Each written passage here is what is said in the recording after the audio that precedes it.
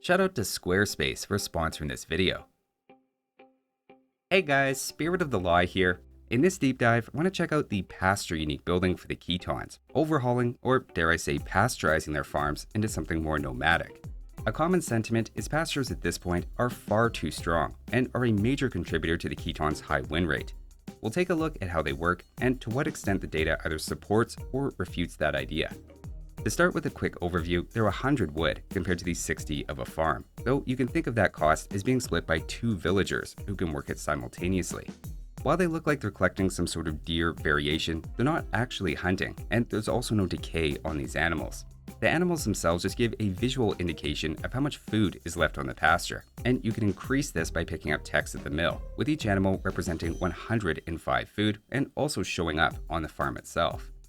The total amount of food on the pasture is not exactly the same as a regular farm, and in fact looks to be much more with similar levels of upgrades, though remember pastures are 100 wood each instead of 60.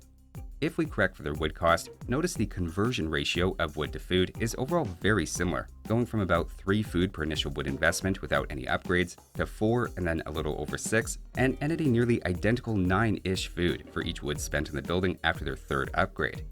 Of course, Khitans have a bonus that their herders working on pastures drop off 10% more food than they collect, so these numbers in practice are all 10% higher, and that's also something important to factor in when we get to their collection rate in a minute. Even without considering collection rate at all though, there are some implicit advantages that pastures offer. First off, by having 2 villagers on each, they actually have cheaper startup costs for a pair of villagers, costing 50 wood each compared to 60 for regular farms. And when combined with the slightly better food to wood ratio with Khitans, it's overall just a decent wood bonus. Second, the yurt in the center works as a drop-off point, so you don't need extra mills. It also means, unlike regular farms where you may have to double up, which leads to an efficiency drop for the farmers themselves, Khitan pastures always work at 100% speed, no matter where they're placed. Another advantage is the villagers working the building themselves also have a relatively small carry capacity of just 3 to begin with. That may sound like a downside, and it would be a disadvantage for something like a lumberjack who has to walk a long distance, but is arguably an advantage here, as it means like Khmer, you get your food more immediately. The villagers tend to place themselves pretty efficiently beside the drop-off point automatically, which helps cut down on walking time. Another subtle advantage is villagers are more dense, not in the insulting way, but the fact you can put 2 villagers on each means within the first ring around the town center, you can have 16 villagers who can quickly garrison during a raid and are well within town center firing cover, keeping them extra safe during particularly feudal age. The same 16 villagers on farms will also be in range, but notice how far some of the most distant ones would have to run in an emergency. It is just a few tiles here and there, but on average 16 farmers are 18% further away while working, leaving them just a bit more exposed to passing archers or scouts. Somewhat related, pastures also technically save space on a large scale, as it's 2 villagers per 16 tiles as opposed to 1 villager per 9, which is slightly more space efficient in the long run, especially once you start removing the space taken up by mills for farms. So far, that's a lot of built-in advantages, even before considering the actual gather rate itself. In terms of disadvantages, there are a couple to note.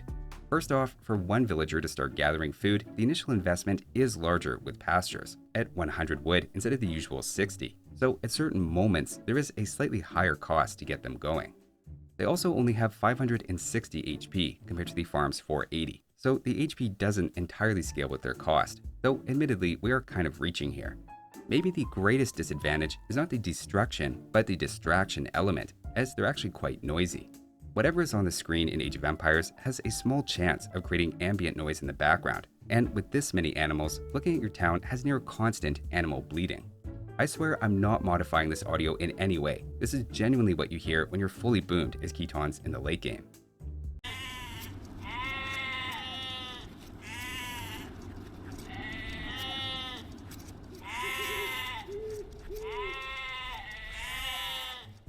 So that's the building at a glance, with all of its baked-in advantages and a few disadvantages, if we really stretch for them.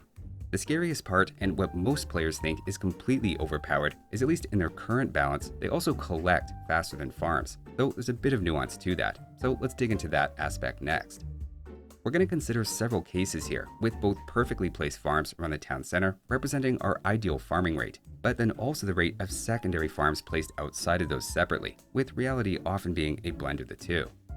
With pastures being 100% efficient at any placement, it'll help us capture the ideal but also a realistic benefit of that more Khmer-like aspect. We'll then compare that to Khitan pastures as well as a generic civilization using generic pastures without the Khitan's herder bonus. As a small note, pastures can be stolen by generic civilizations, so it's not impossible to have that happen, but testing both also helps us get into whether the pasture itself is overpowered or just specifically for Khitans. Technically on paper, herders actually work slower than farmers at 25.2 versus 31.8 food per minute before walking gets involved, though the farm and pasture both have a 24 food per minute upper limit to how quickly they can generate new food. So in theory, they should end up being pretty similar with handcart, but we'll see. To start with farms as our baseline, here we have the ideal inner row of 8 farms, as well as the more distant 12 secondary ones. I did a test without upgrades, then with wheelbarrow and a horse collar, as well as then handcart and heavy plow to see how they improve with additional technologies. The reason I mentioned the mill upgrades is I did take reseed time into account, which extra mill upgrades will help reduce in the long run. Right away, we notice all the well-established patterns of an 11% bump for wheelbarrow on close farms and plus 16% on the more distant ones, along with approaching the 24 food per minute speed limit of all farms after handcart, where the secondary farms mostly catch up at that point to roughly 23 food per minute, emphasizing that poorly placed farms in the late game are actually not that big of a deal. If we then do the same thing with Khitan pastures, we see the general sentiment of them being better than farms is in fact the case.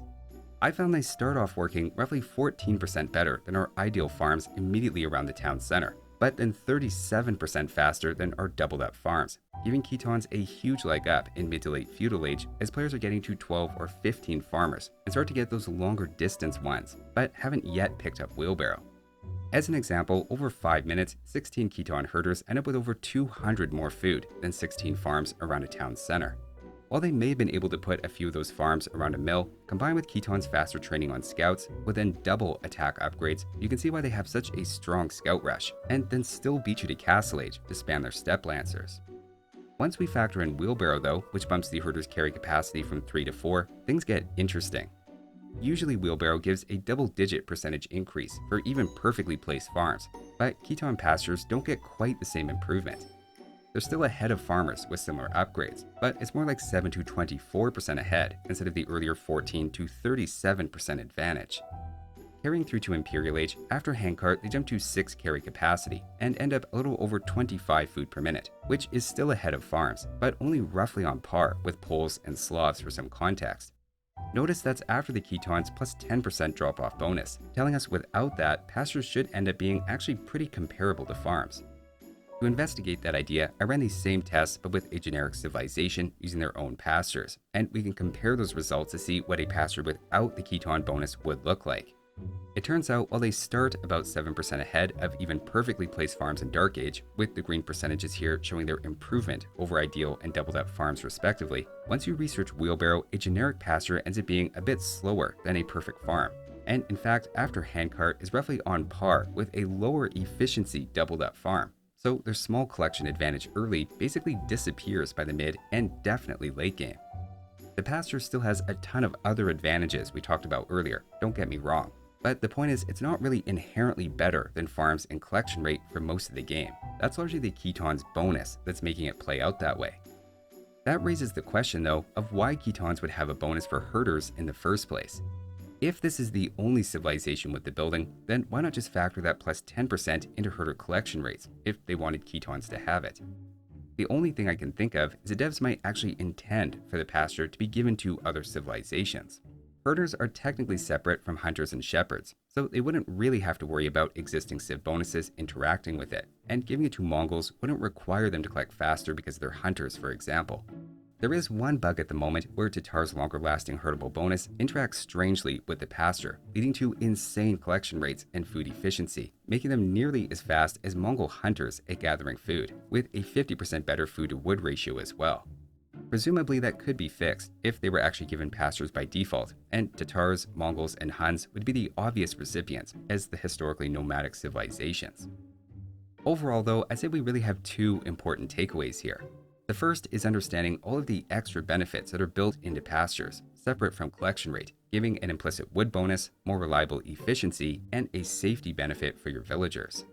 Second, while they technically collect faster in the early game, generic pastures would actually be pretty similar in food generation to farms. It's the Khitans plus 10% drop-off bonus that gives them a bananas collection rate in the early game especially, with still competitive top-tier food generation in the late game as well. For a bit of perspective, here are the farming rates I found in the most recent farming focus video I made, with the first column showing no upgrades such as in Dark Age, the second column with feudal upgrades including wheelbarrow, and the third column for after handcart in the second farming tech.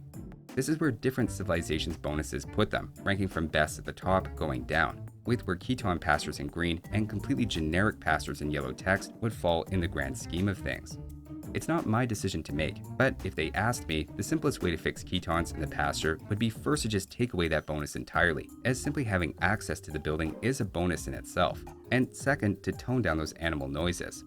I already hear way more than enough of those throughout the day, though in fairness, that's partly my own fault, as I recently started my own backyard petting zoo called Spirit of the Llama. You can book a tour today through a website I created with this video's sponsor, Squarespace. Squarespace is the all-in-one website platform for entrepreneurs to stand out and succeed online. Whether you're just starting or managing a growing brand, Squarespace makes it easy to create a great-looking website, engage with your audience, and then sell anything from products to content to time all in one place. Using either their pre-made templates or Squarespace's AI-enhanced website builder, you can create a fully customized website to suit your needs. It's perfect for building an online presence for a physical business or starting an online store using their built-in tools for inventory and shipping, with plenty of analytics to give you insight about your website's traffic and sales. Go to squarespace.com for a free trial, and when you're ready to launch, go to squarespace.com/spiritofthelaw to save 10% off your first purchase of a website or domain.